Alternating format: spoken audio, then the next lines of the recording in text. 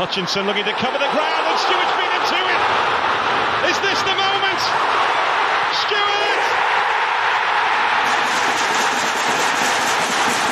The stadium of light rises up.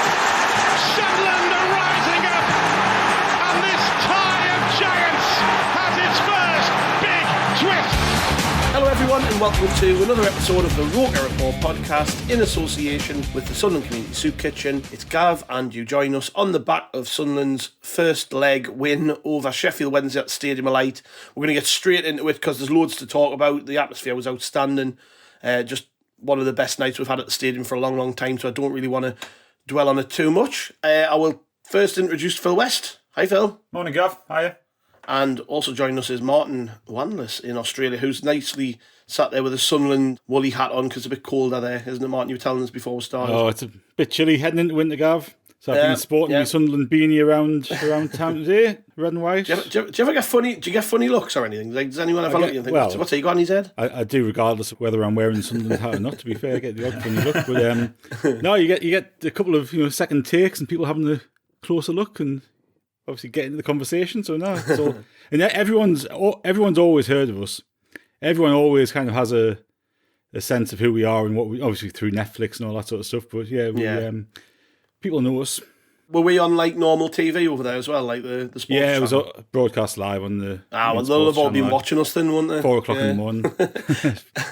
Yeah, so in front of the Sky cameras, we managed a 1-0 win against Sheffield Wednesday. Phil, was it everything you expected? The occasion, the performance, because for me, I was a bit worried before the game that we wouldn't turn up. We would, all of this effort going into getting people in the ground and the displays and all the rest of it. I was a little bit worried that we just wouldn't live up to it. But for me, the players really showed up.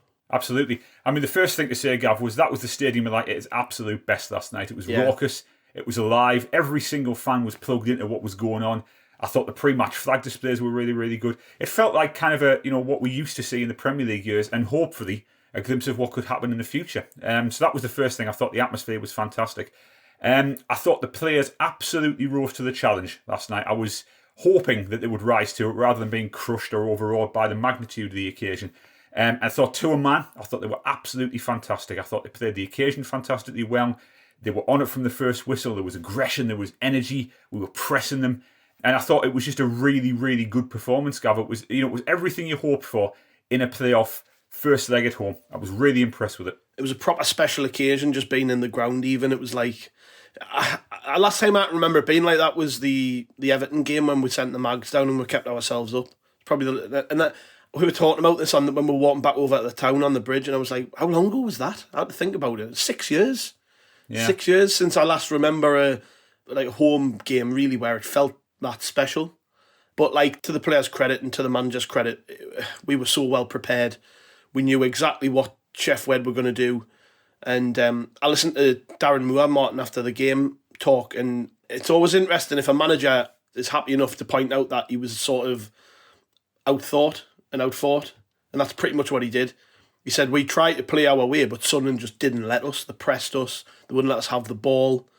For me, that bodes well going into Monday, but I mean, just touching on this particular performance, the lads, they gave it all. They're all, didn't they? I just hope it doesn't sap it out of us on Monday. Well, I think Sheffield Wednesday put a lot of effort into the game as well, didn't they? So, from a fitness point of view, I think both teams will be at sort of similar levels on Monday. But Alex Neil spoke after the game and talking about the strategy behind it and the tactics. And I was very surprised that we started with a back four. For example, I thought it was dead cert we'd go in with 3 at the back like we have done for the majority of the last few games. So that was a surprise, but you got it absolutely spot on. The way that Luke O'Nien and Corey Evans sort of nullified the threat of Barry Bannon, who had his own fitness issues coming into the game. But they said at half time, Bannon had 12 touches in the first half, and for a player who dictates, and for a player who dictates as much as he does, or can dictate the game as much as he does, for us to limit his touches to 12 in the first half just shows what a good job we kind of did tactically. And the goal even came from a similar thing where we just, relentless effort, pressing them, harrying them, and we got rewards. And the only downside to it was that we didn't come away with a bigger margin. But I was actually really reassured more than anything else with that performance, because like you, I was uncertain, Gav, about like what type of performance we'd turn in, because we've seen some good performances under Alex Neil. We've been solid under Alex Neil, but like that Rotherham game a week ago just put a few question marks in my head about how we would do in the home leg of the playoffs, and thankfully we ended up turning in a really good performance, and probably should have won by more. Yeah, it doesn't get any better to me than seeing your team win with that many people in the ground, fighting for every ball, giving it that absolute everything. It doesn't get any better than that. I know, like we say, Alex Neil said it, and I agree. A 1-0, I think it flatters Sheffield Wednesday a bit, if I'm honest. I think we had the chances to probably get 2 or 3. But one thing since Alex Neil came in, when we've played in games like this, actually, not just against good opponents, against any opponent really, we're very efficient. 1-0s have become pretty normal under him, haven't they? Going into this second leg, defending a very solid lead, and okay, we would have liked more, but I think we've seen that we can go away from home, Phil, can't we? We can do the job away from home. Like, yeah, I think we said on one of the pods a few weeks ago after the Plymouth game that was probably a perfect dress rehearsal for like an away leg in a playoff, and yeah, that's all you got to do. You just got to look at that Plymouth game and think we can go to places like this where because that game had a lot of pressure on it and a lot of things riding on it. We can go into this game at Hillsborough and we know we've got the tools in the team to not only sort of defend our lead that we're taking into the game, but if we do get chances, we can take them because we've got players who can do it. Yeah, absolutely. And I think that this newfound resilience that we've demonstrated under Alex Neil, for me, is probably the single most positive change he's brought about since he's arrived at the club. We're fitter, much physically fitter than we were under Lee Johnson, in my opinion. There's at least 15 to 20% more that he's managed to get out with these players. And the attitude of the players now is so much more hard-nosed and streetwise. We certainly, I was saying after the Wickham game the other night that Wickham are an aesthetically hideous team to watch, but they're street smart and they've got nous and they've got the ability to grind out results, even if they're not playing the best football. And I thought last night was actually a really good balance, because you had all the defensive solidity that the likes of Danny Bart and Bailey Wright have provided in recent weeks, and you had a bit of attacking flair as well. So I thought the balance last night was really, really good, and I think Alex Neil got his selection spot on. And you're absolutely right, Gav. We are now functioning as a true unit. Every player in that team knows their role. They know exactly what's expected of them, and there's a togetherness now. And I think team spirit's always been there. Even when Lee Johnson was there, I've never questioned whether the team spirit was strong. But I think there's a real sense of purpose about this team. Everybody is pulling in the same direction. And I think there's a sense, and this is coming from the likes of Bailey Wright, Bart, and Evans, who I thought was outstanding again last night, Corey Evans. I thought he really turned in a captain's performance. It's a mindset of, we can do this. We can get promoted. If we do the right things in games, we can beat teams and we can achieve our goals. So I think attitude, Gav, is so important now, and it's been massively improved under Alex Neil, without a doubt. Yeah, I think if we're going to talk about attitude, we should probably talk about Luke O'Nien. I mean, you touched on it there, Martin, about Barry Bannon having so few touches, but to me it was because of Luke O'Nien. He was given the job of just following him around the pitch and limiting him, stopping him. He was outstanding for me. It wasn't like a dominant midfielder's performance. It was just a case of he was a total nuisance to Bannon. There was a lot of good performances, but I just loved watching him. It was like the type of performance you need from a central midfielder in a massive game like this. It wasn't just the fact that he man-marked Barry Bannon, though.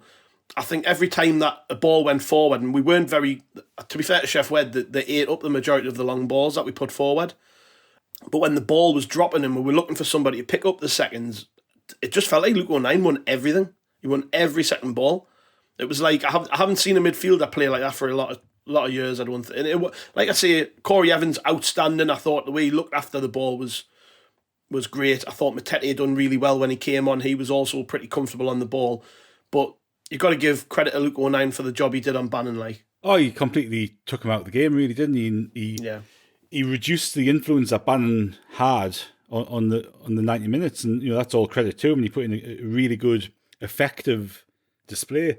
I must admit, with about 20-25 minutes left, just after we'd had that sort of spell where we looked as if we had them on the ropes and a second goal was coming, and we didn't get that goal, I I was thinking maybe we should take 09 off just because there was a few loose passes in there.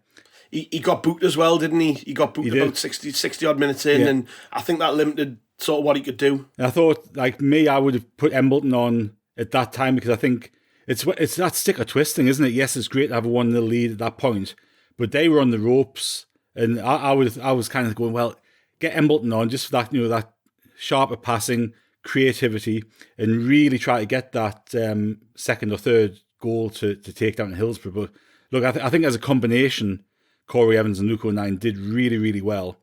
And obviously when you've got the three attacking players in front of them plus Ross Stewart, it kind of takes a little bit off what you expect the two of them to do going forward as well. You can just leave them to get on with the jobs.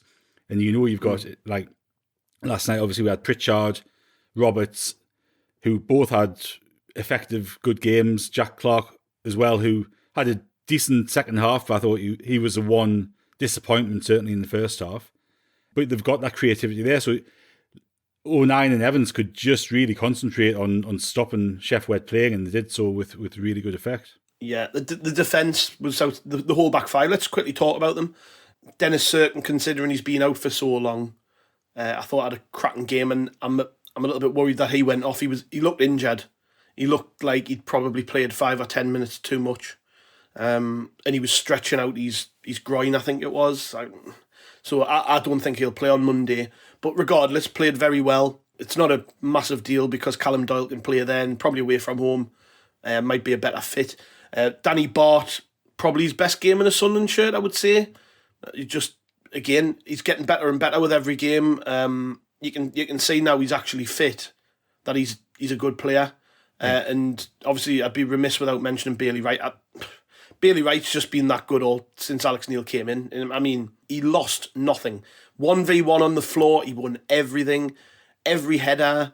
He didn't do a lot of... there wasn't a lot of wastage when he had the ball. He was playing it simple. And then right back, I mean, you've got to hold your hands up and give Lynn and Gooch credit. He's been all right the last sort of month or so, hasn't he? And yeah. I thought that's probably his best game this season. I know he was great against Cambridge, but that was against 10 men, against a poor team. This was a high-stakes game against a really good side, up against Marvin Johnson, who's a good player at this level. And Gooch, for me, was outstanding. And then Patterson, to be fair, there was one hairy moment where he sort of flapped at a ball that came in the box when they had that little moment of pressure. But I thought other than that, his handling, his kicking was great. And he didn't have a lot to do, but we've seen that a lot with Patterson under Alex Neil, where he hasn't had a lot to do, but it's the handling of the ball and how he uses it and stuff, which, even though he's not being tested a great deal, fine. So the back five, Phil, they did their job. Obviously, we kept the clean sheet, but how confident are you in their ability to go now to Hillsborough as a unit and keep the score down? Yeah, I am confident, Gavin. I think that you mentioned Bailey Wright there, and I just want to pick up on that. Certain players, when they play for a football club under a particular manager, you look at them and you think this player is very much a kind of Alex Neil, in our case, type player. And I think we've got that with Bailey Wright. He's granite tough. He's no nonsense. He's solid. He's got a really good partnership going with Danny Bart. Actually, they've formed a really effective partnership over the past couple of weeks. And yeah, I thought the defence last night was really good, really organised. Everybody was, really tight and they did very, very well. I am confident going down to Hillsborough that we can see the game through.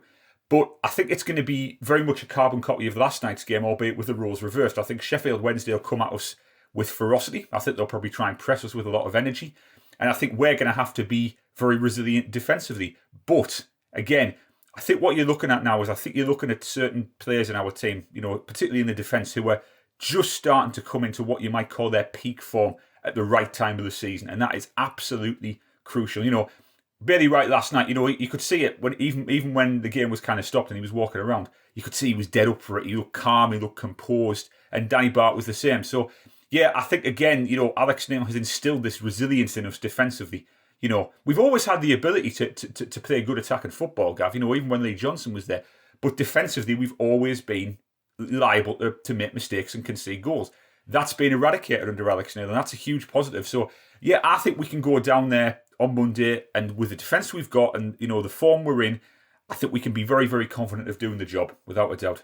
Yeah, word on the goal then, Martin. Ross Stewart, he never gives up, does he? I mean, that was all him. It was a great ball over the top, to be fair. It caused problems. It was funny in the build-up, like Jack Clark just got sniped down. Nobody round him went flying and shoved his hands up as to say to the ref, I've been tripped over. I don't know, maybe I got that wrong. It just didn't look like anyone touched him. Regardless, the ball put I think it was Hutchinson, wasn't it?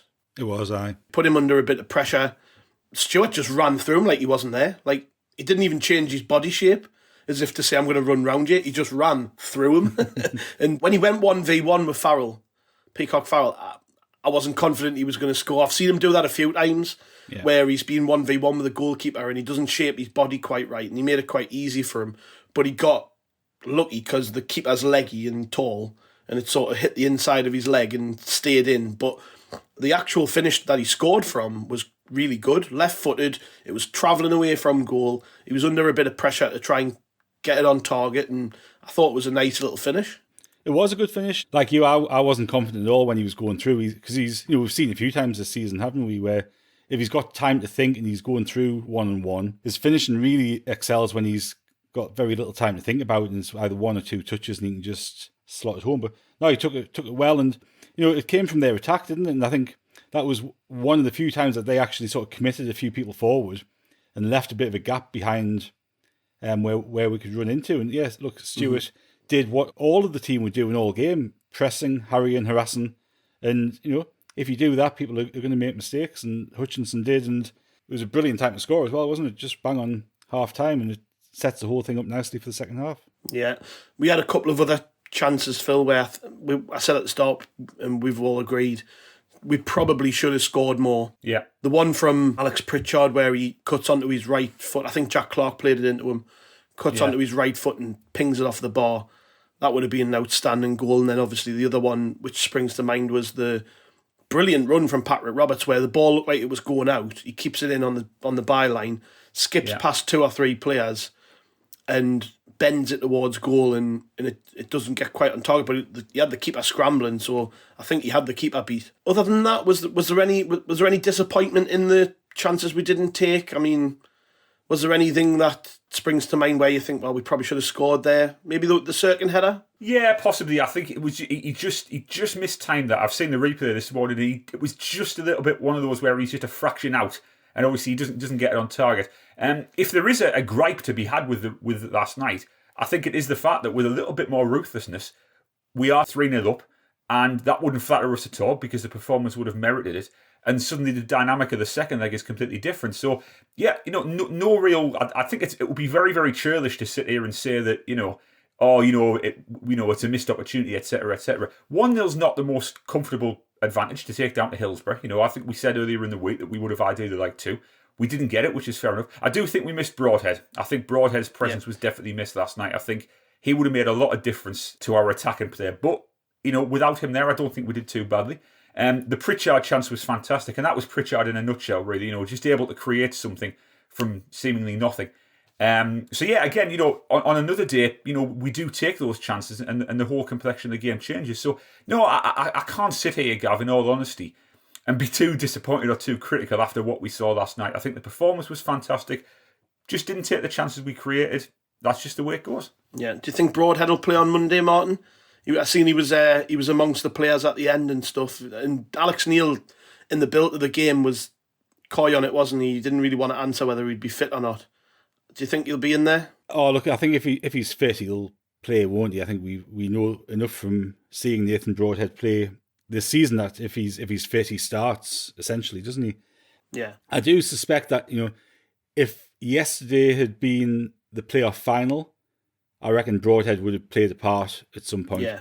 Mm-hmm. I think Alex Neil probably, as he said, tactically set it up in a certain way to stop Sheffield Wednesday playing, as well as to give us opportunities to attack. And Broadhead, I guess Broadhead could have played in that role that Clark played last night, couldn't he? But there wasn't a central striker position up for grabs because Ross Stewart's going to play there. I think looking at the two legs, Broadhead's, I guess his biggest opportunity or the most value he can be for us is his pace on the break on Monday. So I think there'll be a little bit more space for us to break into and counter-attack, because obviously they'll have to come at us being at home and being a goal down. And I think that's going to be a big worry for their defence if Broadhead's playing, Because as we've seen all season, he's got the pace to get behind them, and he's a good finisher when he's clean through. Yeah. Well, let's move on to Monday then, since we're touching on it. The team's probably going to be a bit different, Phil, isn't it? I'm trying to work out in my head what we'll do, but I think given we've got a lead, given they're going to have a full stadium with their fans behind them, they're going to come at us because they have to. One game. It's basically half-time, as Alex Neil said. It's basically half-time, we're 1-0 up. I say you're setting up very differently. What would you do? I've got a feeling he might bring Matete into the midfield just to kind of give us a little bit more solidity, a bit like he did against Rotherham. But other than that, I can see him sticking. I know you've just said it might change, because obviously we know that Sheffield Wednesday are going to come for us. I wouldn't be surprised if the changes are minimal, Gav, to be honest with you. Like I said, I do think Matete will start in midfield. And I think that, again, if Broadhead's fit, I think he comes straight in. As Martin just said, I think, his pace against Sheffield Wednesday will be absolutely crucial. Jack Clarke is the one for me whose place might be slightly in jeopardy because, he continues to confuse me at times, Gav, because there is a player there, without a doubt, but he can be so frustrating at times. And I think the thing that we need on Monday is discipline. And Clarke can be quite an undisciplined player because he can get the ball and sometimes you never know where he's going to go with it. And I think everyone's going to have to be very organised on Monday.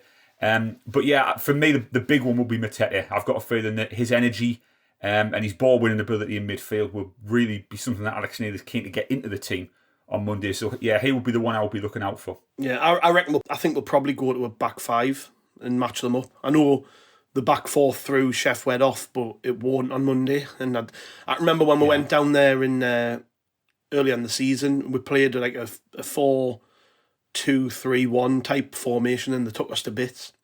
It's a big wide pitch. Jack Hunt didn't start on Friday, but I imagine he'll come into the team for Monday, and he gives them loads of width down that right hand side. We're probably going to be without Sirkin, which makes us think it'll probably go back three with Doyle on the left of the three. Possibly means that Clarke's going to start again at left wing back, because who else does he put there really, unless he puts maybe you're right, maybe Matete comes into the middle and the stick Onai and left wing back, but I just think given the job he did on Bannon at the stadium, that might be a difficult switch to make.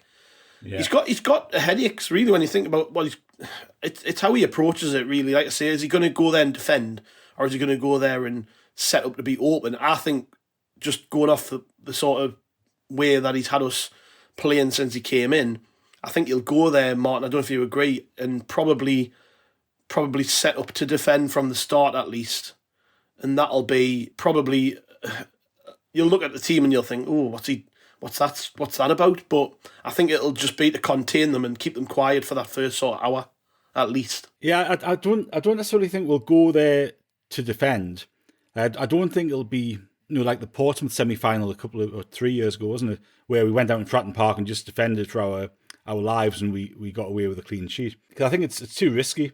I think what you'll do though is like you will try to keep it tight and try to spring it on the counter attack and try to get another goal and an advantage that way. And like formation wise, I don't know, because like the fact that they have got good wide players and good threats from their wide areas, the thought of Jack Clarke being our only defender out in that left channel terrifies us. Like you kind of go, well, are you better off playing a flat back four, and if Sirkin's injured, put Callum Doyle there or something like that, just to have that really solid back line.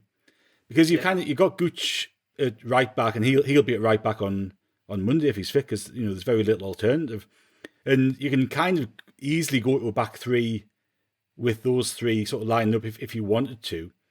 But I think leaving Jack Clarke exposed down that left. And that, like we've seen it, haven't we, when Clarke's played there? We saw it against Rotherham, where that gap it creates between Clarke and Doyle can be exploited. So I would be surprised, actually, if Sirkin's injured, I'd be surprised if we actually went to a back three. If Sirkin's fit, I wouldn't be surprised to see us with a back three, but him playing left wing back. Yeah, we've seen him do it with where he's played Gooch and Onai as wing backs. I mean, you could in theory stick Onai and right wing back, Gooch left wing back. But you'll want Onai to do the same job he did on Bannon, won't you? Like I think it's a really risky thing to take him out of that position after he's done such a good job on him in the first leg. So it's going to be interesting. I don't disagree that Matete could come in for probably for Clarke. We've said Broadhead probably starts if he's fit. So who comes out for Broadhead? you're probably looking Yeah. at Patrick Roberts coming out, Yeah. which would be really unfair on him because he had a good game last night. I think I actually really like Roberts as a player. I think he's got tons of ability. Yeah, he played well. I'm just thinking about maybe how they'll approach it. And the other thing that we haven't really talked about is that there was a lot of talk going into this game that Bannon might not be fit. And I don't think he looked fit either. I know we're talking about how well O'Nien played, and he did. But Bannon, to me, didn't look fit. He played the full game because they needed to keep him on. And it's like 2 days later, and if he's not fit, and, you know, I don't think he is, how effective can he really be on Monday as well? So I think you've got a point there with like sort of, you know, do we just tell Luke O'Nien to do the same job? They'll be analysing the game though, won't they, Sheffield Wednesday? They'll be looking at it and going, right, well, he totally marked Barry Bannon out of the game. How do we get him into the game? So what do we do to stop them from basically sticking Luke O'Nien on him and stop him getting on the ball? It might well be that they play him slightly deeper, which I don't think he particularly enjoys. I think I've heard him say that, Bannon.